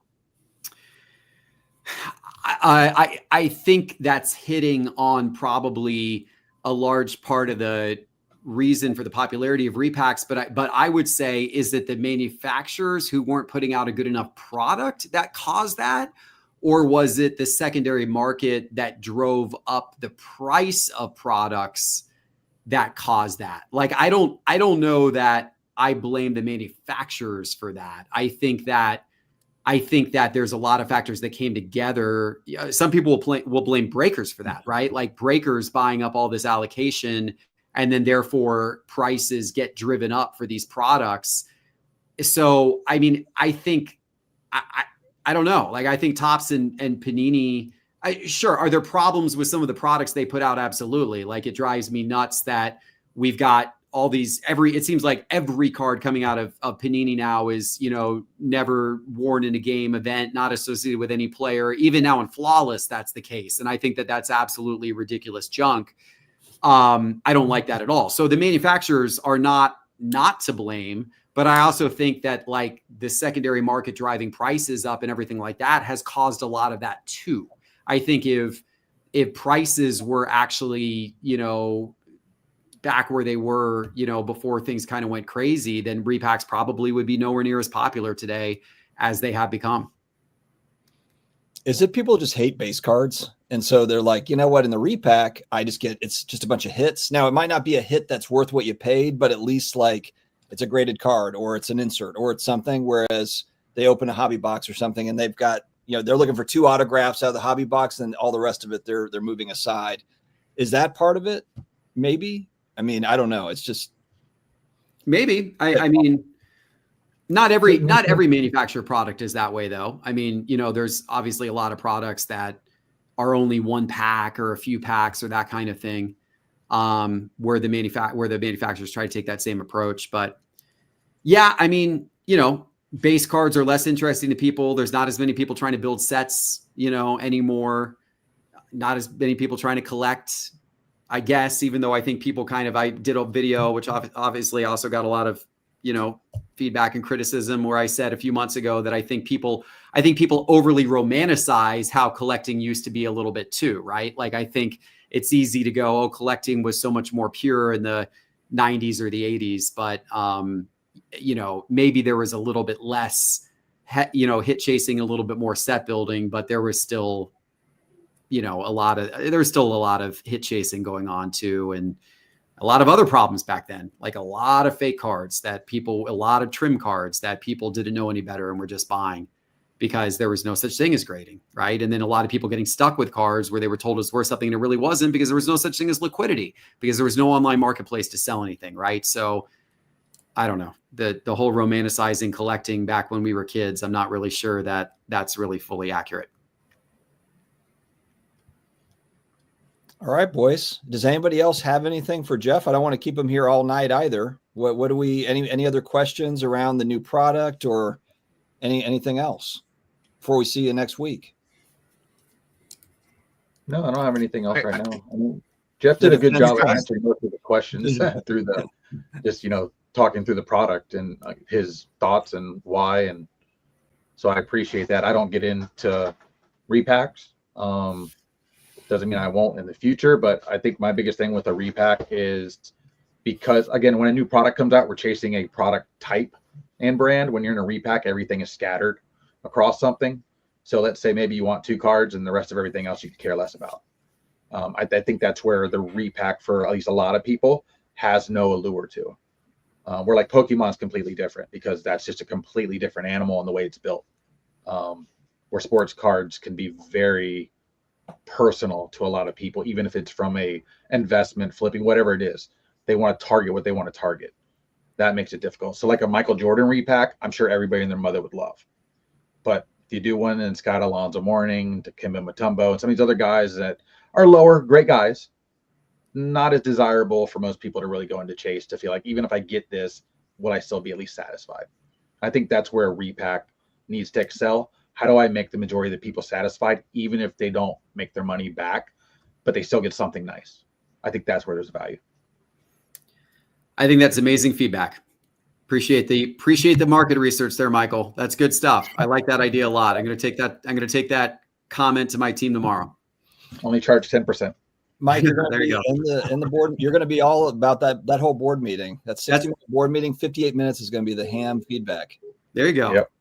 That's a lot. 10% is a lot when our profit margin on this is only 15%. So I'll make sure I make it up for you with the thought process. All right, there you go. That sounds Ham good. likes free stuff. Just give him some free stuff. I like free stuff, but I'm very creative, and I'm tired of everybody being cheap, lazy, and boring with everything. And that's why this hobby's turned into what it's turned into. All right. Well, thank you, Michael Ham. Steve, Steve, anything you want to add in? No, I got some general questions that we can discuss when we start streaming, but not anything that's really directed towards Geoff in particular. All right, man. Well, Geoff, we will. Well, you're already sold out, so anybody that was looking for the pre-order, that's gone. Awesome. When will the next? So, I just have a feeling that we're going to see this scale up. How quickly do you think this is going to scale up? Are you going to have Pokemon versions of this? Is there going to be like a pretty heavy move on this thing? I hope so. We'll see how this first series goes. We are working on series 2 already, Pokemon, and then just more football, basketball, baseball. But I would love to get to the point where we're doing more specialty repacks and different prices and all that kind of stuff. And I think if the next month goes well, then we'll probably start to move into some of that stuff pretty quickly. But we'll see how this goes. We did sell out on the pre-order, as you said, Dustin, actually during the show. And we will at the National next week is when, we'll really be kind of debuting it. We've got a huge setup at the National. We've got, Sports Card Investor has a space that's 3 times larger than the space we had last year. We've got our Card Kids Trade Zone, which by the way, is something we do completely for free that we pay for. And it's a huge space. It's 3 times larger this year. It's a huge space for kids to trade with each other in a kind of a kid-only environment on the National show floor. So I think that that's a big deal and something that was missing from the National. And so we're really proud to have done that the last few years. And it's going to be bigger and better than ever this year. It's going to be part of the Sports Card Investor booth at the National. We've got 2 different booths for Cards HQ. We've got one that's near the corporate area where we're just going to be buying and selling cards. And then we've got one in the Breakers Pavilion where we're going to be breaking, and that's where we're going to have all the graded Grails repacks. So if anyone's at the National and you want to come by, please come by our different booths. And then if you're not at the National, we'll have them on Whatnot starting next Wednesday on Cards HQ Breaks. All right. Well, there you have it. Well, hey, man, we will see you next week. It's going to be, I think it's going to be the wildest National yet, to be honest. I think it's going to be nuts. It sounds that way. And I was listening to the interview right before mine. It sounds like it is going to be bigger and better and badder than ever before. And I'm super excited for it. So it's our team's Super Bowl. We were just talking about it today. It is literally the Super Bowl. And so we are pumped up for it. So I look forward to seeing all you guys there. Thank you to everybody in the chat. There was a lot of lively comments in the chat. Ziggy, maybe I'll let Ziggy ask some questions of me at the National because he's upset that his questions didn't get answered. You have to answer all Ziggy or he's not satisfied. The pitchforks were out in chat. There were some. That's all right. 90s basketball cards doesn't like me, but he had some respectful comments, so I appreciate that. There was some good ones in chat. I like funny rips. I'll go back and read all of these right afterwards. I appreciate the all the comments in here. Sports Mike too. I will be wearing my fanny pack, and I think it's hilarious how people think that like I'm trying to act cool or something with it. I just like wearing it. I'm not like trying to flex with it. I just like it. It's easy for me to carry cards in it. But whatever. I'm sure you're probably wearing. I wish somebody gave away a fanny pack. Fanny packs are cool. I mean, it's an 80s fanny pack. It's a Zion pack. It's totally on brand for me. All right, gentlemen. Have a great rest of your night. I appreciate you having me on the show. And look forward to seeing you guys all at the National next week. Take care. All right. All right. See you, Geoff. Bye. There you have it. We were knocking on the door for 500 viewers. We're at 491. 491. I figured out how to stream to Twitter too for the first time tonight. So I think we added a few more. Did you pull the super chats? Did I what? Pull the super chats. They're just two. Yeah, there's two. Yeah, I pulled them up. Oh, you did? Okay. Mm-hmm. Yeah, this one was a joke because he actually said something later about it being a joke. Space 99 Yak, shout out, yeah. 499. And then we had Javon Lawrence, and then he was asking about digital repacks like Buzz. So yeah. All right. I wouldn't be surprised if PSA has down that route at some point in time. I'm sure that's something that they're thinking about. Like if they could provide a point of sale. Yeah, back end on it and just charge like a service fee or something. We talked about this. I think it's just a matter of time before you can grade cards at PSA, send them to the PSA vault, or sell them on eBay, or sell them in a PSA repack. I think eventually, I don't have any inside info on that, but would not be surprised at all if eventually we get to that point. I don't think PSA would want to sell their own repack. I could be wrong on that, but I feel like they want the most money. Or you know what? Separation of trade. Maybe they've got their repack partners and you just get a lot more offers on your stuff. Because right now they've got PSA offers and there's offers that come through. I've had offers come through, but maybe in the future you just have a lot more action on that front as stuff gets graded. Yeah, anywhere they can cut cost, I think in the future. I think this is also a part of the hobby and the time that you got to strike while it's hot, because I don't think it'll be like this for the next couple years. I think there will be another shift where even repacks maybe aren't popular, or they'll be very, very particular. Like it'll really get dialed in. Because at some point, all these cards are just going to keep changing hands, even if they're just going from repack to repack. If it never ends up with somebody, does it even make it collectible at that point? Well, what we're going to see now, we talked about it. There's going to be a bunch of companies that jump in this game, and then they're going to have to fight each other for the business.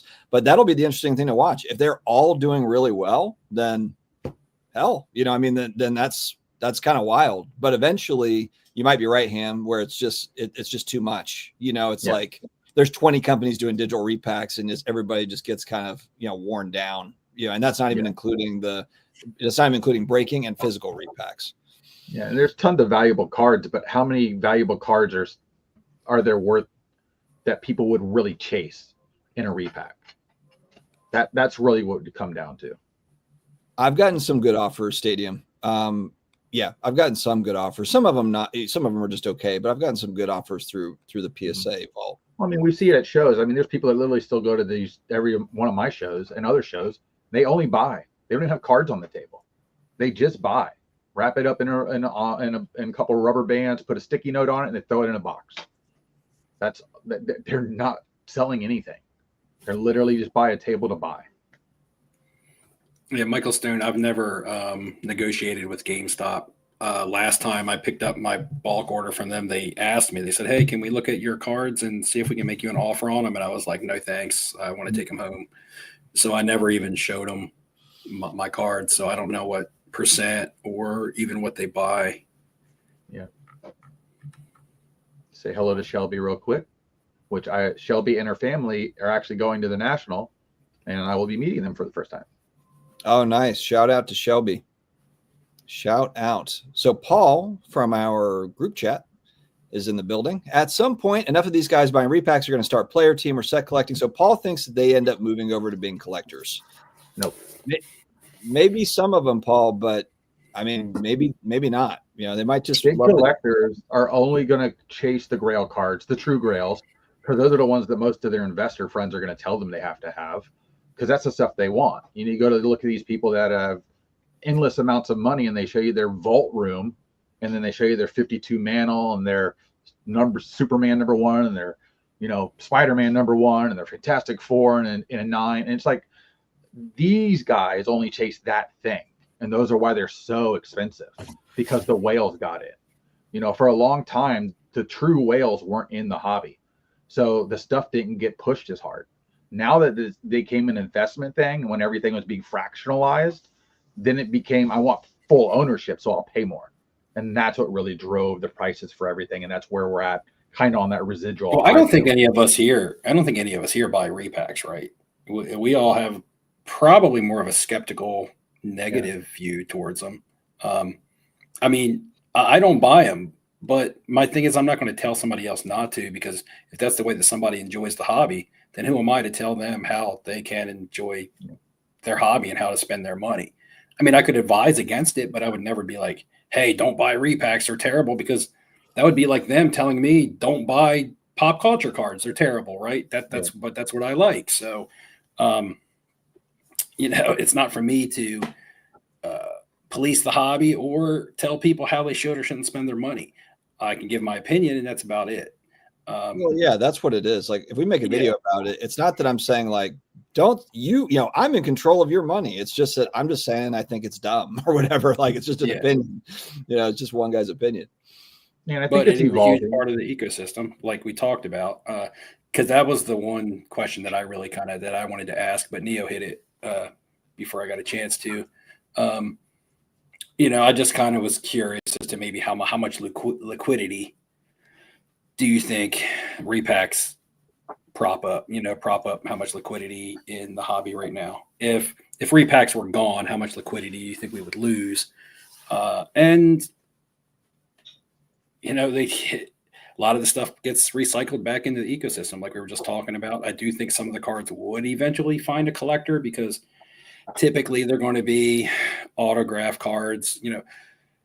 A lot of times when people buy for repacks, they don't buy shit cards. They just buy cards that don't necessarily fulfill the entire value of what the repack cost is going to be, because the person selling the repack is going to is out to make money, which Geoff made clear. We all know that. None of us are stupid. We know that repacks, if you were taking a loss on them, they wouldn't exist. Just like a casino. If casinos gave away money all the time, they wouldn't exist. Casinos, they're rigged for the casino to win. Yeah, but listening to 15% to me felt like extremely low for a repack product. I figured it would have been 20 or 25% no matter what. Well, see, at a minimum. I mean, I'm not into repacks enough to know what most repacks offer. I've never sat and watched a whatnot stream of people breaking repacks. I've never participated myself, so I can't sit and say 15% is good or bad, because I don't know what to compare it to. I don't know. I just feel like just buying and selling trading cards, 15% is kind of like, that's really low, just buying and selling cards in general, let alone putting all people that survive on that very easily, as long as they buy well. To be fair, though, it could be 20%, but remember, he's paying PSA a percentage on top of that. And that's why he was saying that. Yeah. So it could be a 20% like baseline margin if you took out whatever the PSA cost is involved with it, because I'm sure they're hitting them with, I don't know if it's a flat fee per box or like a percentage based off the checklist. Do they upcharge their repack clients depending on the value of your repack came in more expensive, we got to upcharge you? It feels like the high end repacks are where the big swings are.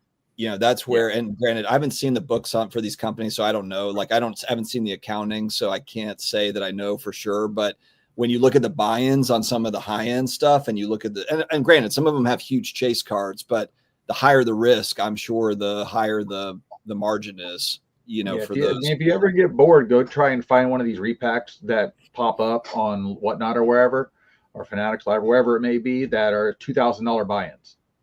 And the ceiling's $30,000 card and the floor is a $500 card. It is fun to watch.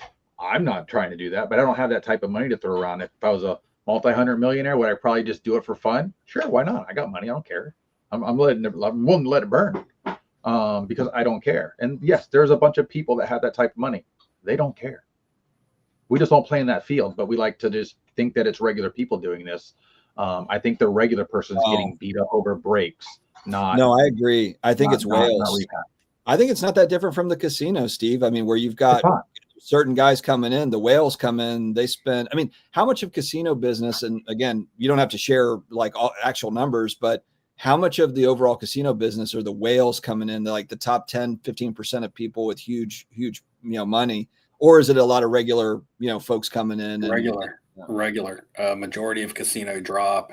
If a casino drops 500,000 a day, and that's probably a mid figure for a smaller casino, they drop 500,000 a day. You figure if you have a high limit player come in and play 50 to 100,000, that other 400,000 is made up of the people that are buying in anywhere between 100 and 500. Okay. Yeah. Okay. So it's what, 10% of the people? Most of the time, your high limit players aren't everyday players, right? That's why they have money. They don't come to the casino and lose it all. So, basically, you say like a whale. I think of crypto when you talk about that. But the big players typically come in like on the weekends or whatever. They'll make your night. They'll push your night over the top, but they won't necessarily make your casino drop.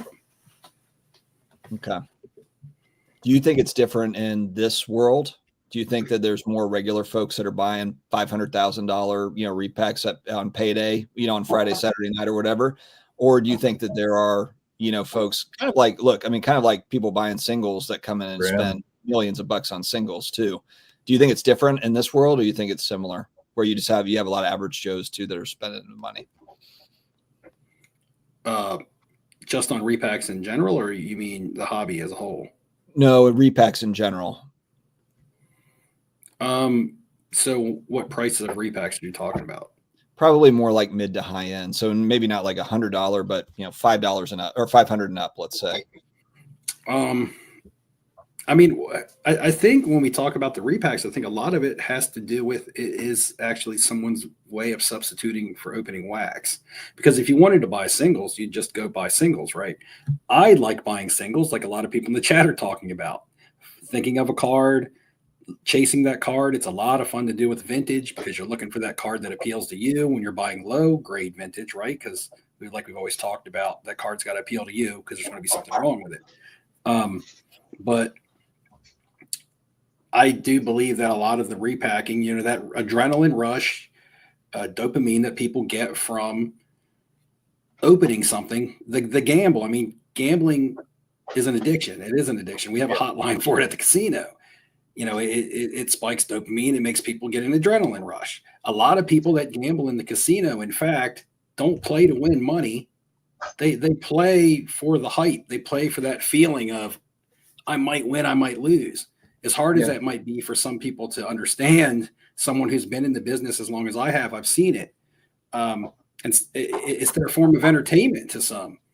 And some enjoy it, and some of them go off the rails. Some will go on tilt, they say. But like you were saying when you were explaining the stuff earlier, at the end of the day, at least breaking, opening wax, whatever it is, I still end up with something versus zero. When you're in a casino, you can end up with zero all day long. Well, that's the thing. Like someone wanted to compare it to pull tabs. Like if you go in typically to a bingo hall, because we don't offer pull tabs at the casino. You go into somewhere like a fire station and they're having a bingo night, and it's like they sell pull tabs at the door. Now pull tabs might be $20, and the cheapest pull tab might be $5, right? So you're going to lose 15, but you're getting $5 of your money back. There's no pull tabs in there that are zero. On the casino tables, people are actually going to walk with zero more times than they walk with $1. Yeah. And if they do have $1, they're typically going to give it to the dealer who just busted their ass, right? So it's like, because they go there for the gamble, they go there for the high of it. And the other thing that's happening in the hobby, I think, is big cards that used to be big don't feel big anymore. Like I see cards at shows all the time, $10,000, $20,000. I'm like, okay, cool. That doesn't faze me anymore. It's and a lot of cards are watered down. Just like don't bother me. And a lot of cards are watered down now. Like Neo did his video on downtowns, right? What's special about a downtown nowadays? Really? Repackers like to buy them for repacks. Well, here's the thing too, with Topps basically mimicking it with their hometown or whatever the hell it's called. It's still garbage. I mean, the kabooms, I don't mind too much of the look, but it's now like you'll go to a case and like the whole case is stupid kabooms, downtowns, and color blasts. And I'm like, okay. And then I go to the next case, kabooms, downtowns, color blasts.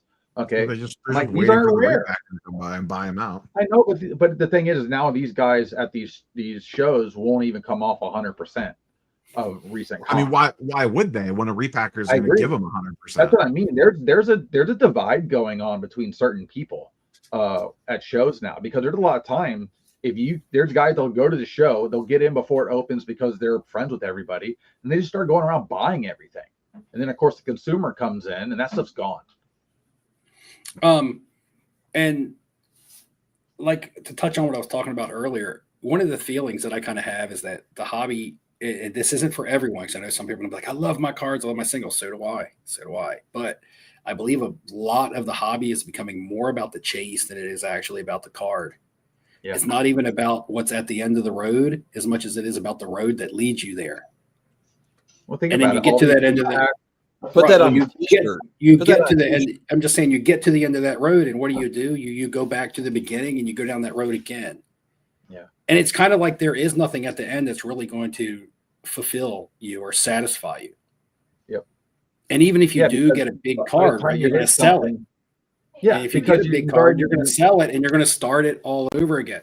Yeah, because you're trying to make up for what you lost already to even get to that point. And the worst part about that is that because that is what is really popular in the hobby right now, regardless if we like it or do it or not, it is one of the big parts of the hobby. And a lot of times it could be someone's first experience into the hobby. And if we're, people coming in new, that might be their first experience into the hobby, and that might be what they do. And it could lead to a road of just constantly being caught up in the cycle.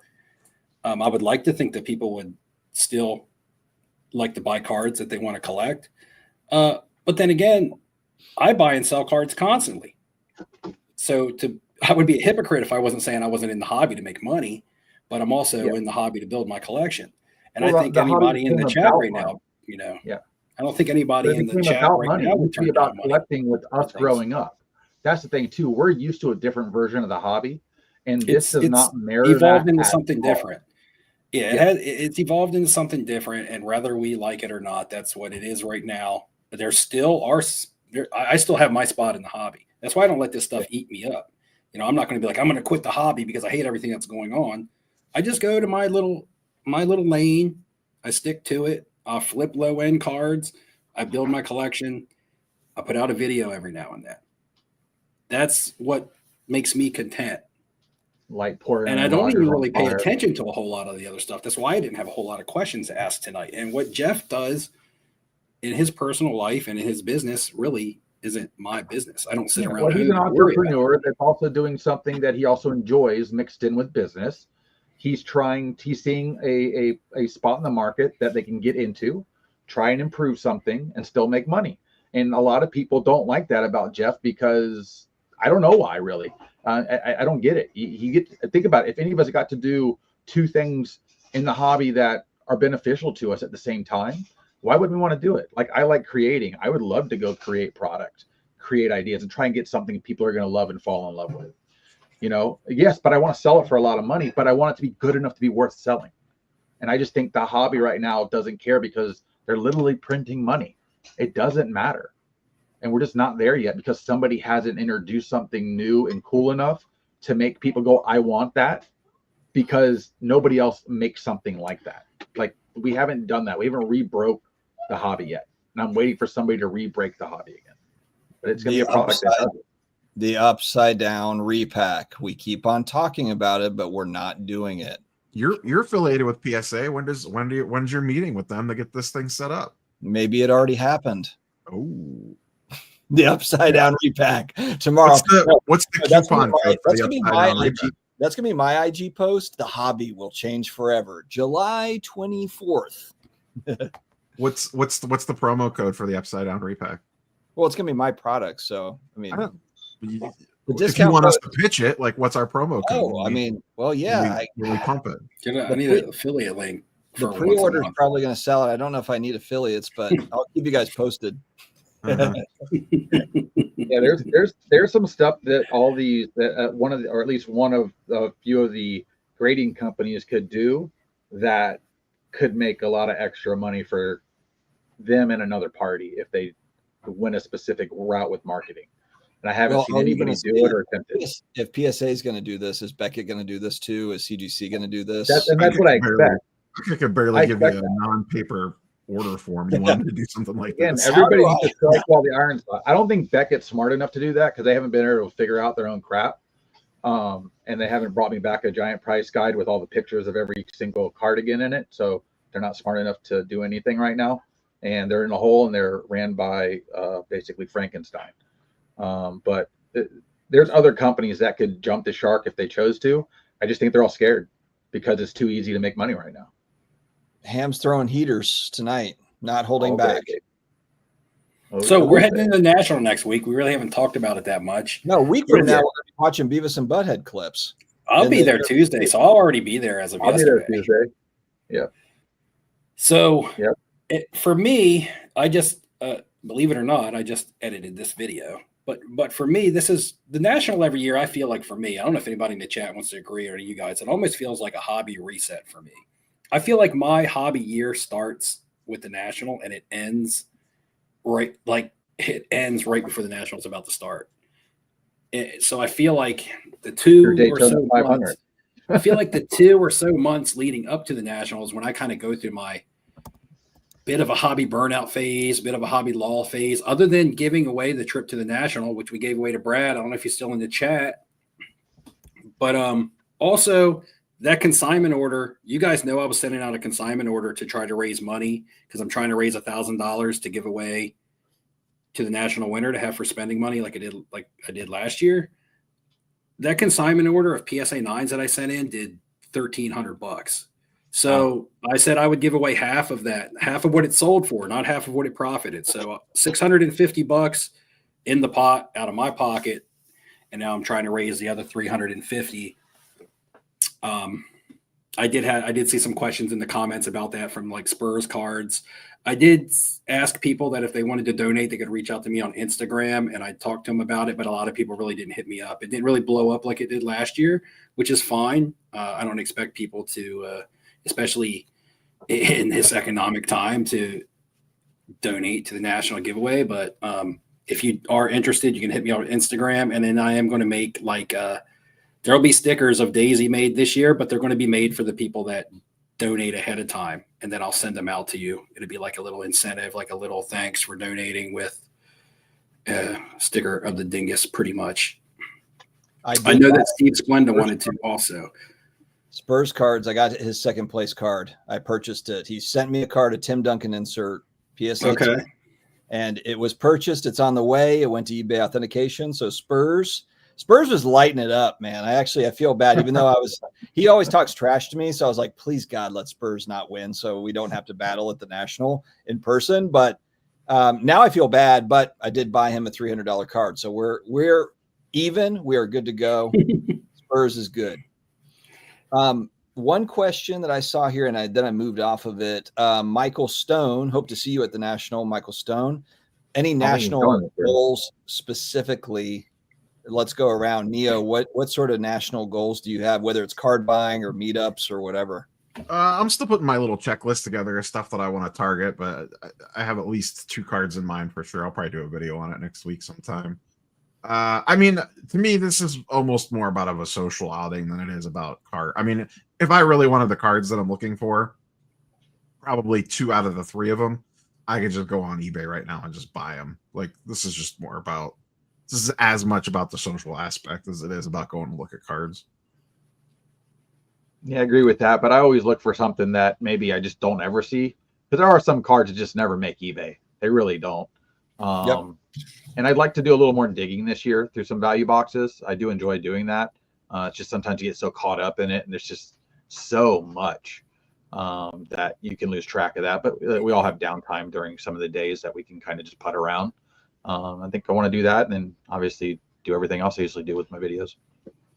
One thing too that's unique about the National, well, it's not unique about the National, but I always get stuck just looking and looking and looking. You can spend all day just going around twice, but because they turn over so many cards, you'll have a vintage dealer that has a random non-sport card in the middle that they bought or traded for or whatever. So there's always every single day there's fresh inventory at all these different places. So like what Ham is saying, there might be cards that you haven't seen on eBay, and then all of a sudden it's in a showcase, out of nowhere at the National. What about you, Steve? I can't say I'm specifically targeting a certain card. I think every year when I go to the National, I don't know that I want the card until the card speaks to me. So I'll see a card and then I'll be like, hey, yeah, that's a card I want. Last year was the Clemente rookie, which I saw your video talking about that being one of the cards you like. I didn't know I wanted that card till like the last day of the National, and I walked by and I really thought the card looked really nice and had a lot of character to it. And I was like, wow, never imagined coming into the National leaving with a Clemente rookie. Not because of the price or anything, just because that was nowhere on my top 10 target radar.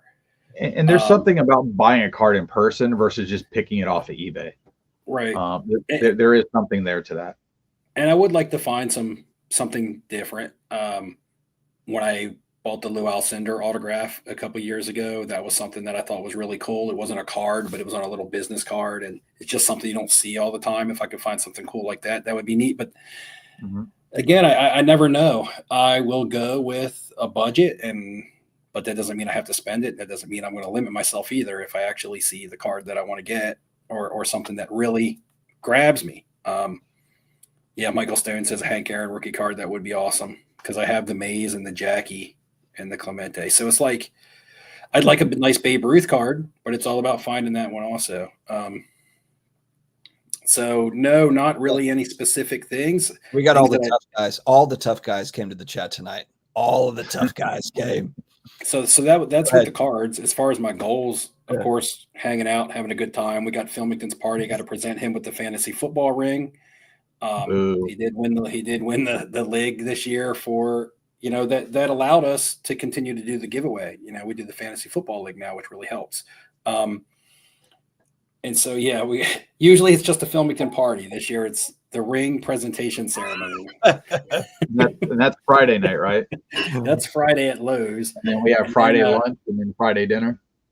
There's a Friday lunch. I'm not sure when's dinner. We can't do a Friday dinner and Filmington's party, can we? Is there no? Well, I mean, I'm at Filmington's party's Friday and then Friday. So we have dinner plans, I guess. Yeah, but just all party, that family just drinks. Yeah, just all the hanging out, seeing a lot of people that I haven't seen in person for an entire year, just touching base. And for me, resetting, like I said, I just came, I'm burned out. Not that I'm like, I bought a couple cards a week or two ago that were PC cards. It felt great. It felt super great because from January to April, I've been buying, grading, flipping, buying, grading, consigning, buying, grading. So, just it's been a cycle. And this is not what I do for a living, right? I still have my full-time job. So yeah, the burnout is real. When summer comes around, I like to chill a little bit. And I'm also dabbling in some other things, which you guys know. We've talked in text message before, which I just hit. I hit today good in the crypto market. So in my video today, look at you flipping crypto these days. Look, crypto. So there's a theater here in town. It's like a theater where they do like plays and shows and things like that. And my daughter participates there as like a stagehand. She does makeup. Sometimes she acts in some of them, but she directs and things like that. Well, every year there's a theater troupe that goes in there and they do a show, and they strictly do it for a charity. And all the tickets and stuff they sell, they donate to a certain charity that they choose. And for the past 2 years, the theater has let them use the theater for free because everything they do is for charity. All everything that they raise, they pick a charity. That's who they send it to. But this year, the theater decided that they were going to charge them $1,000 to use the space. And sometimes that play, their charity doesn't even raise that much. Yeah. Like they sell the tickets, the entrance tickets for like $3 to $5 so that people can afford it. It's not super professional. It's just fun. and they might raise $500, $600, $700 for their charity that they do. And I know the person that operates it was like, man, we got to figure out some fundraisers because we still want to do our play. But we have to pay for the rights to use whatever play they do, right? Because things are copyrighted. And we also now we have to pay $1,000 to the theater. So I had a good day in crypto, and I went down to the theater and I said, look, I want to pay for them. I want to pay for their space. Very nice. Because I believe that, like I've always done the giveaway, because the hobby was good to me from 2020 really to 2024. The hobby was really good to me, more than I could ever imagine. And I just always felt like giving back, Yeah. I believe that if you do good for yourself and you give back, things continue to work out good for you. So I went down there today, and it was cool because it made their day, like the whole troop and the kids and them. And they were like, wow, we can't believe that somebody did this for us. And I was like, well, it really didn't hurt me to do it because it's nice that you I ran into some unexpected money, right? Yeah. And maybe I wouldn't have, and maybe that's just how the world works. Yep. Boys, we have a hard stop here coming up in the next 5 minutes. So if there's any other topics that we've got cooking, we almost got to 500. We're at 425 live viewers right now. Not too shabby for average content creators. Not too shabby out here in the sports. We did 1% better tonight. We had two guests. We did 1% better. Actually, we had two guests. Do I have any MIDI assets? Wait, throw in a clip. Join my crew. You take the card and put it in the sleeve. All right, we just got to keep adding the clips in. We got to keep clipping. Here's my new fishing edition here. This is Cam, did you get that off eBay? Yep. I had that on my watch list. I was going to buy it for you and give it to you at the National. And it was gone. And I was like, man, I wonder if Ham bought that or somebody, because you told me last one. Yeah, they're hard to find, and every time somebody's listed one, it's usually too expensive for what it is. I put it on my watch list. I was like, maybe they'll make me an offer of like $10 or $20 off their price, and then it got bought. And I was like, there's not another person in this world that wants that card except Michael Ham. I'm like, it had to be bought by him. Yeah. Alan Ginter has 2 fishermen on cards. The other one's Kevin Van Dam, who won like 7 tournaments or whatever.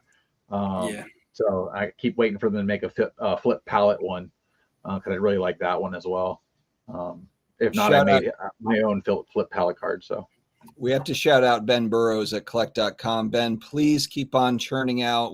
Neo and I need more stories to talk about this week and next. So just keep it all flowing. We've got the National next week, so we've got content, but keep it coming, brother. We need it. Space Yak, man, I can't be giving out any tips on that, man. I got lucky. I bought a token. There was a token that I was like, man, I think that this token is okay. And I let's put it this way. I bought a bunch of it for 3 cents, and I woke up this morning and it was 19 cents. And I said, oh, let's de-risk. Let's take some profit and let's leave a little bit of it rolling. And that's what happened. It's not one of the big 4. Yeah, you definitely do that with those. Good stuff. All right, boys. I think we're going to hang it up. So next week we're going to be out at the National. I don't know if we're going to maybe do like a live or maybe we can pull something together and do kind of like a show out there for a little bit. We can see what we can do, but otherwise, if not, then in 2 weeks we'll be back. We can kind of post National, talk it up, pickups. Yeah, I'll be spitting out videos as fast as I can get them out, or the Wi-Fi allows. If the Wi-Fi is good inside the place, I'll go live. Usually it's very choppy, but if it's as strong as it's supposed to be this year, I'll go straight live. I'm going to do my usual Blair Witch Project type crap. Neo has got a really fancy camera, so he'll have kind of a nice, he'll have a smooth radio voice going while he's walking around. And Steve and Ham have all sorts. They're like the B-roll kings. So to be honest, like I'll give you that average National content, but these 3 will give you some juice. So my National videos are always my best because the B-roll steals. The people want to see the people want to see the organic, real shit, right? So the B-roll is the best. When we're walking around looking like idiots, lost, trying to find a parking spot. That's the best. That's the highlight. I rewatched one of my videos earlier where you were eating the hot chicken, where you were eating, what was the fire spicy? Oh yeah, whatever. the spicy chicken, and it made me cough. Is there anything for Wednesday night? I'm sure there is. I have a thing on Wednesday night. I've got a party that I was invited to. So, cool. Yeah, I heard about that. I'm going to the underground. The underground. No, seriously. I heard when I was on Carlos's stream for Hobby Palooza that we did the 6.5 hour stream, and me and Bobby got into a fight. What? I missed that. Yeah, well, HBK. Go dial it back up. Me and Bobby were going back and forth at each other. Oh Lord! All right, I'll have to go take a look. I think Bobby's in the chat. I thought I saw him earlier. That's where Carlos needs to timestamp like fights and different things, like controversial take 4 hours 10 seconds, so I can just pick it up. Well, we wanted to beat the old record, so we just obliterated it. So. All right, guys. All right, boys. 3 pounds over. See you all next week. Yeah, we'll see you in 6. Well, I'll see you guys in 7 days. It's 6 days for you guys. Maybe we'll shoot some Wednesday night content if there's nothing going on. Live from Airbnb. There we go. Rosemont. I'll join from the party. Yeah, maybe it'll be late night. Maybe it'll be a midnighter at the Airbnb. Oh no, that's true. Actually, that's a good point. I'm not going to be there forever. So yeah, I'll go for a couple hours and I'll come in with you guys. Forever. All right, guys. See you next week. See ya. Godspeed.